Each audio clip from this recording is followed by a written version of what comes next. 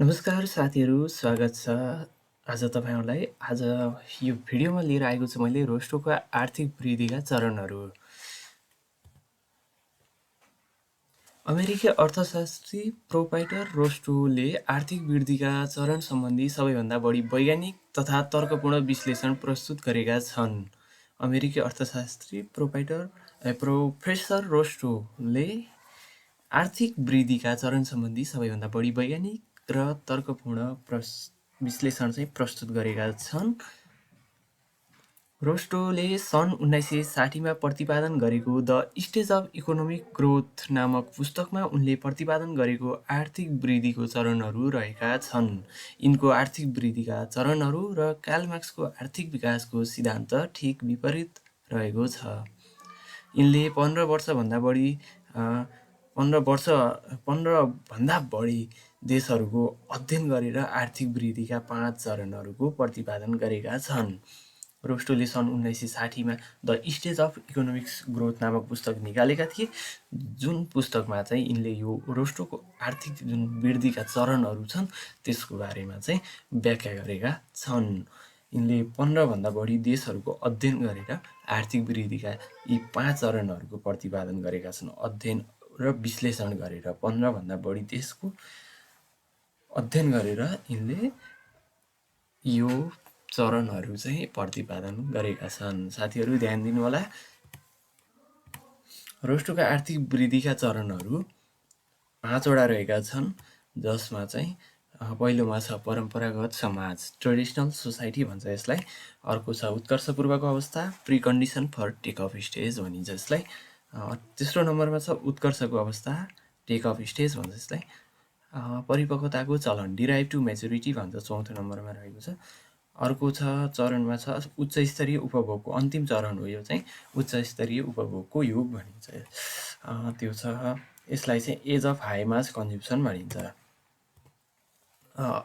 पहिलो चरणको कुरा गर्दाखेरि चाहिँ परम्परागत समाज, ट्रेडिसनल सोसाइटी। यसको चाहिँ परम्परागत समाज यस्तो समाज हो जहाँ पुरानो पद्धति प्रयोग हुन्छ। पुरानो पद्धति तथा प्रणालीले चाहिँ समाज चलिरहेको हुन्छ। यो चाहिँ परम्परागत समाजको अवस्था हो। यस समाजका अधिकांश मानिसहरू कृषि पेसामा संलग्न हुन्छन्। यस जुन यो परम्परागत समाज हुन्छ, यो ट्रेडिसनल सोसाइटीमा चाहिँ तपाईँको अधिकांश मानिसहरू चाहिँ कृषि पेसामा संलग्न भएका हुन्छन्। अर्को छ यस समाजका 75% भन्दा बढी मानिस एवं व्यक्तिले कृषि पेसा गर्छन्। 75% कुल जनसङ्ख्याको 75% भन्दा बढी मानिस चाहिँ कृषि पेसामा संलग्न भएका हुन्छन्।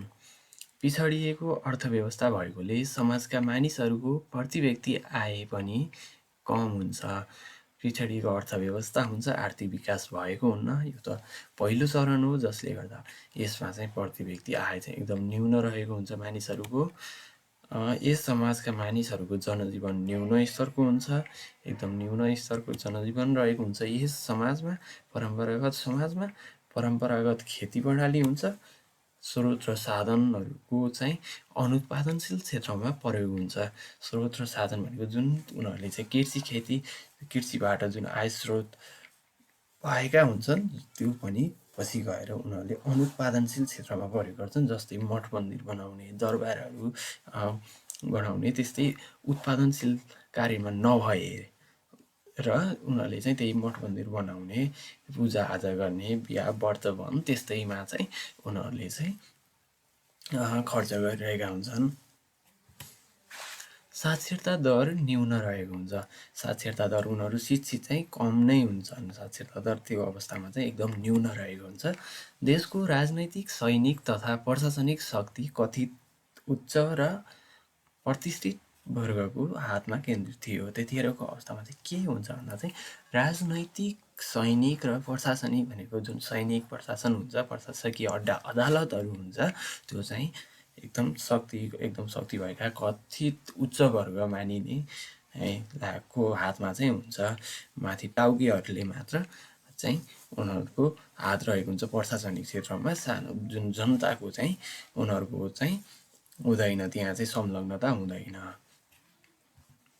अब अर्को छ दोस्रो नम्बरमा छ उत्कर्षपूर्वको अवस्था छ, यसलाई प्रिकन्डिसन फर टेक अफ स्टेज भनिन्छ। प्रिकन्डिसन फर टेक अफ स्टेज भनिन्छ। दिगो वृद्धिका लागि सामाजिक आर्थिक पूर्वाधारका अवस्थाहरू निर्माण हुन सुरु हुने आर्थिक वृद्धिको यो दोस्रो चरणलाई नै उत्कर्षपूर्वको अवस्था भनिन्छ। यसका विशेषताहरू रहेका छन्। मानिसले समाजलाई हेर्ने दृष्टिकोणमा परिवर्तन हुन्छ। मानिस जुन हुन्छन्, समाजलाई जुन परम्परागत धारणा जस्तो थियो त्यस्तै नभएर अब नयाँ सोच समाजलाई कसरी अगाडि बढाउने भन्ने दृष्टिकोण चाहिँ उनीहरूमा आएको हुन्छ। उनीहरूले त्यो हिसाबले चाहिँ हेर्न जान्छन्। बिस्तारै कृषिमा प्रविधिको विकास भएको हुन्छ। कृषि जुन परम्परागत शैलीमा गरिरहेका थिए त्यो चाहिँ प्रविधिको विकासमा चाहिँ बिस्तारै विकास भइरहेको हुन्छ। मानिसहरू क्रमिक रूपमा कृषिको आधुनिकीकरण र व्यवसायीकरणतर्फ चाहिँ अग्रसर भइरहेका हुन्छन्। कृषिलाई चाहिँ कृषिको जुन उत्पादन थियो, कृषि क्षेत्रमा उत्पादन हुन्छ, त्यसलाई चाहिँ बढाउनको लागि चाहिँ आधुनिकीकरण र तिर लागिरहेका हुन्छन्। सँगसँगै कृषिबाट उत्पादित वस्तुहरूको बाट चाहिँ व्यवसायीकरणतर्फ पनि उनीहरू अग्रसर भइरहेका हुन्छन् यो अवस्थामा। अर्को छ, यस समयमा सञ्चार, प्राविधिक शिक्षा, औद्योगिक प्रशिक्षण र चिकित्सा सुविधा आदि जस्ता क्षेत्रमा चाहिँ लगानी गरिन्छ, जसले गर्दाखेरि चाहिँ औद्योगिक विकास हुने गर्दछ। सञ्चार प्रविधिको चाहिँ विकास सुरु हुन्छ, प्राविधिक शिक्षाहरू दिने हुन्छ, जसले गर्दा प्रविधिको विकासको पनि सुरुवात भएको हुन्छ। औद्योगिकरणको पनि, औद्योगिक विकासको पनि सुरुवातको चरम अवस्था रहेको हुन्छ। यसमा चाहिँ यो उत्कर्षपूर्वको अवस्थामा छौँ हामी। यसमा चाहिँ नयाँ राजतन्त्र र प्रभावकारी राजनैतिक संरचना आदिको परिवर्तनको सोच विकास हुन्छ। राजतन्त्र अब परिवर्तन गर्नुपर्छ भन्ने चाहिँ जनआवाज चाहिँ भित्रभित्र उठिरहेको हुन्छ। यो अवस्थामा चाहिँ प्रभावकारी राजनैतिक संरचनाको पनि उनीहरूले सपना देखिरहेका हुन्छन्, कल्पना गरिरहेका हुन्छन्। यातायातको विकासको सुरुवात हुन्छ, यसमा विकास हुन्छ।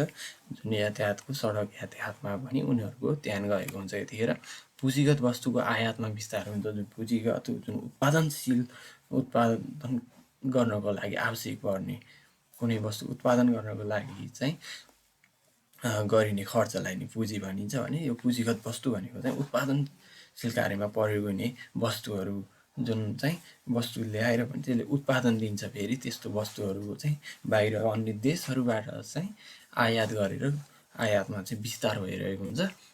शिक्षामा आएको नयाँ सोचले राष्ट्रवादको जनआवाज तीव्र हुन गई औपनिवेशिक शासन हटेर जान्छ।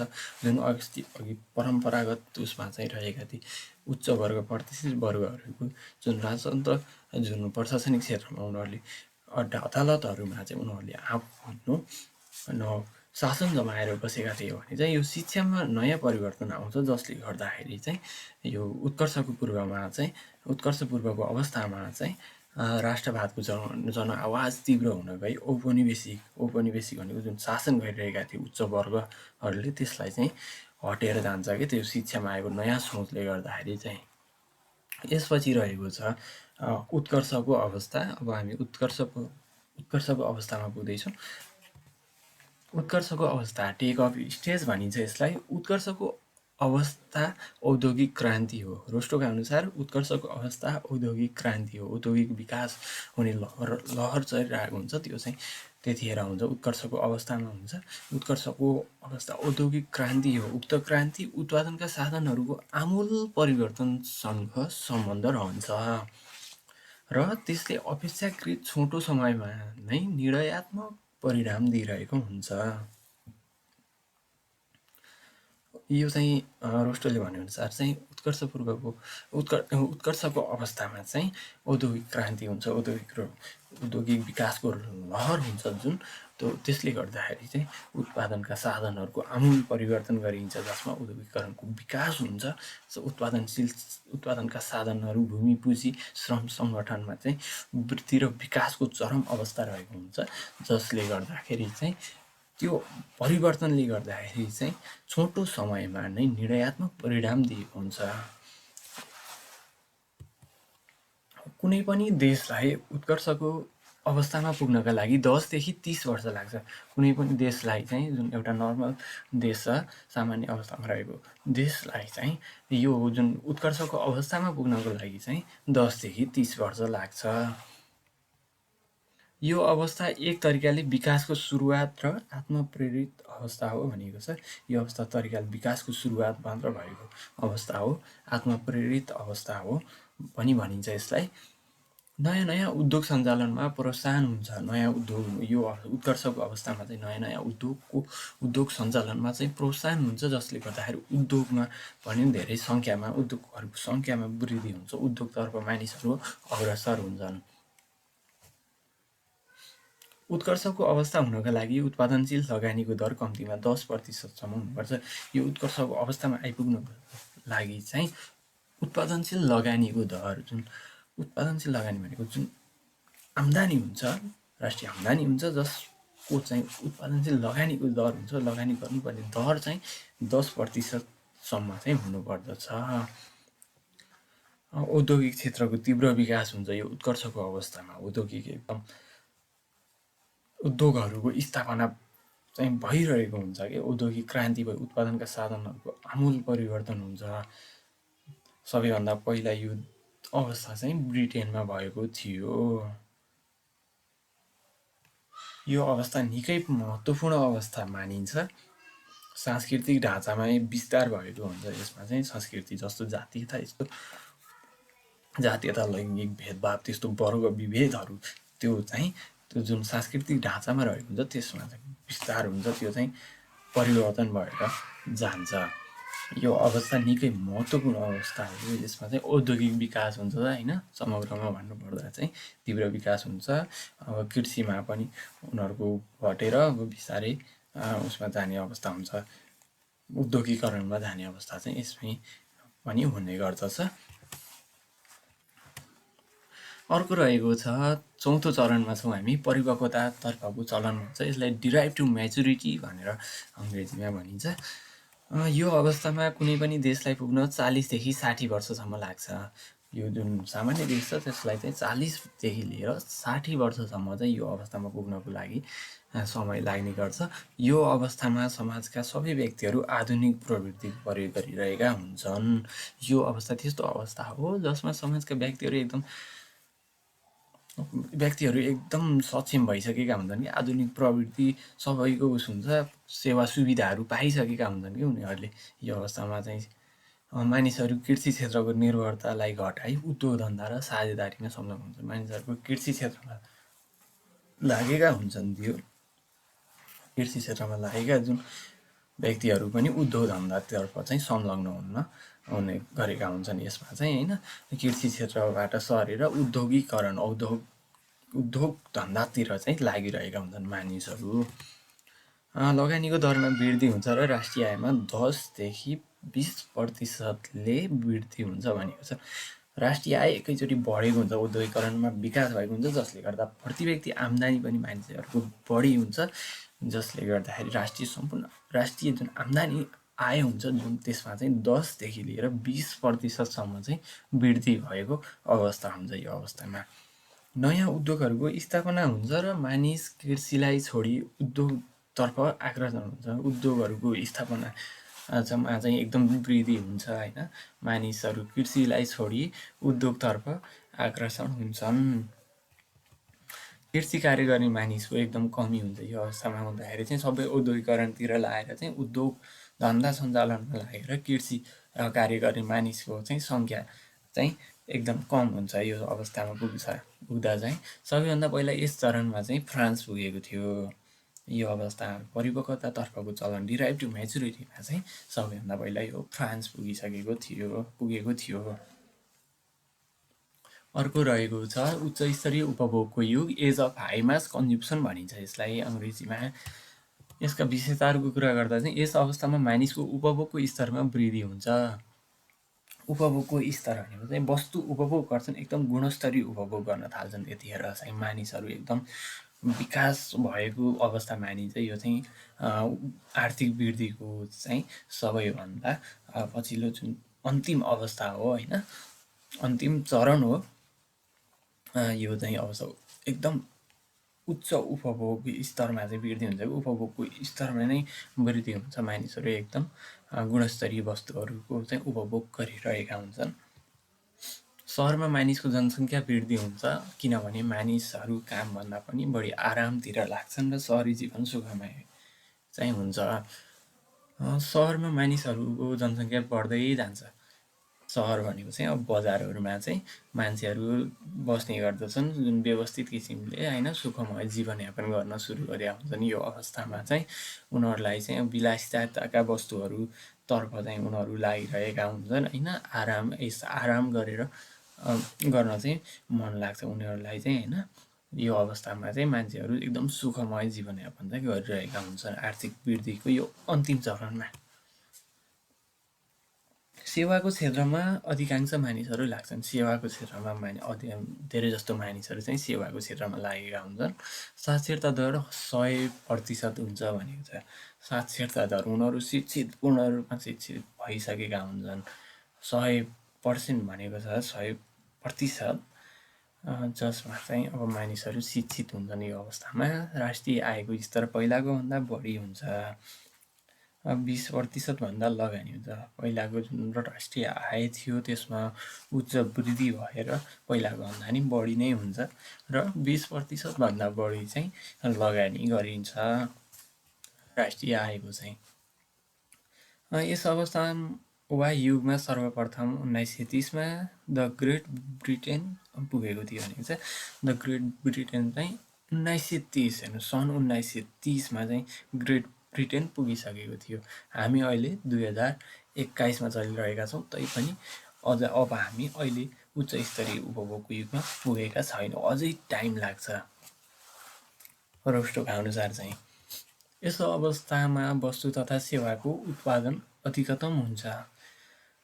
वस्तु तथा सेवाको उत्पादन अधिकतम हुन्छ, प्रयोग पनि उच्च स्तरीय वस्तु उपभोग गरिरहेका हुन्छन्। अब औद्योगिकरणको विकास एकदम पूर्ण रूपमा भइसकेको हुन्छ। यसै गरी यो चाहिँ आर्थिक वृद्धिका चरणहरू चाहिँ सकिन्छन् होइन, जसमा चाहिँ अब हामीले यो सबै 5वटा चरणहरूको यो मैले बुदागत चाहिँ व्याख्या गरिदिएको छु। रोस्टोका जुन आर्थिक वृद्धिका चरणहरू यी 5वटा छन्, यी चाहिँ क्रमबद्ध हुने गर्छन्। सर्वप्रथम यो परम्परागत समाज, उत्कर्षपूर्वको अवस्था, उत्कर्षको अवस्था, परिपक्वताको चलन, उच्च स्तरीय उपभोगको युग। यी 5वटा चरणहरू चाहिँ यसरी नै व्याख्या गर्दा हुन्छ। मैले सामान्य रूपमा चाहिँ बुदागत रूपमा व्याख्या गरिदिएको छु। यसलाई चाहिँ मैले अब यो डिस्क्रिप्सनमा हालिदिन्छु। यो चाहिँ मैले त्यसबाट डाउनलोड गरेर नि तपाईँहरूले पढ्न सक्नुहुन्छ होइन। बुदाहरू छ होइन।